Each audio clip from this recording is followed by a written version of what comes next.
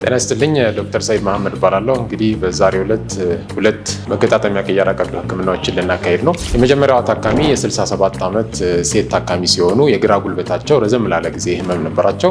የህመማቸው ምክንያት እንዲሁም ያሉ ሕክምና አማራጮችን በሙሉ አይተን የተለያዩ ሕክምናዎችን ካደረግን በኋላ የመጨረሻው ሕክምና አማራጭ ሙሉ መገጣጠሚያ ቅየራ ወይም ቶታል ኒ አርትሮፕላስቲ እንደሆነ ወሰንን። በዛ መሰረት በዛሬው ዕለት የሙሉ ጉልበት ቀዶ ሕክምና ልናደርግላቸው ነው ማለት ነው። ሁለቱንም በተከታታይ እናካሄዳለን። ተከታተሉ።